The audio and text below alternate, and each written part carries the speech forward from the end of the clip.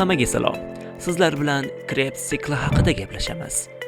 Avvalo, 6 uglerodli glyukoza hujayra sitoplazmasida glikoliz jarayoni orqali 3 uglerodli 2 piruvatga parchalanadi.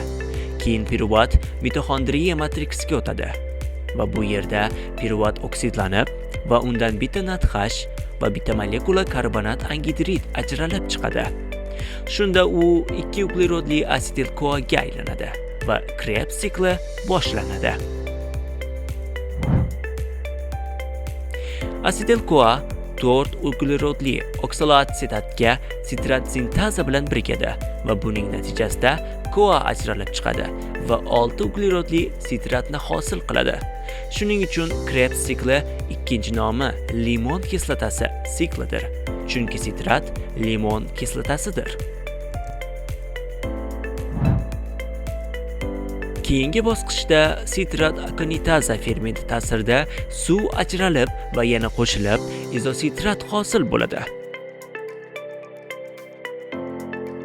Izositrat esa izositrat dehidrogenaza fermenti bilan ta'sirlashadi va alfa ketoglutarat hosil bo'ladi. Dehidrogenaza degani bu vodorodni ajralib chiqaruvchi ferment deb tarjima qilinadi va demak, bu reaksiyada vodorod NAD+ ga birikib, NADH bo'lib chiqib ketadi va bitta molekula karbonat angidrid ham ajraladi va unda 5 ta uglerod atomi qoladi. U alfa ketoglutarat dehidrogenaza fermenti bilan ta'sirlashib, suksinil-CoAga aylanadi. Bu reaksiya natijasida yana karbonat angidrid va NADH ajralib chiqadi. 4 ugleroddan iborat suksinil-CoA sintetaza fermenti bilan ta'sirlashadi va suksinat hosil bo'ladi.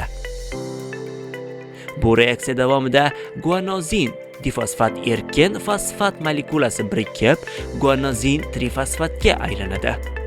Suksinat keyinchalik suksinat dehidrogenaza fermenti bilan ta'sirlashib, fumarat hosil bo'ladi va u ham bitta vodorod yo'qotadi, ammo NAD+ ga emas, FAT+ ga birikib, FATH bo'lib chiqib ketadi. Fumaratga esa fumaraza fermenti bilan suv ta'sirlashib, malat hosil qiladi. Bunda hech nima ajralib chiqmaydi. Keyin esa malat dehidrogenaza fermenti ta'sirlashib, undan yana bitta vodorod NADH bo'lib chiqib ketadi va oksaloasetat hosil bo'ladi. Oksaloasetat esa yana tashqaridan kelgan piruvatdan hosil bo'lgan asetil-CoA bilan ta'sirlashadi va bu qayta davom etadi va bu Krebs sikli deb ataladi.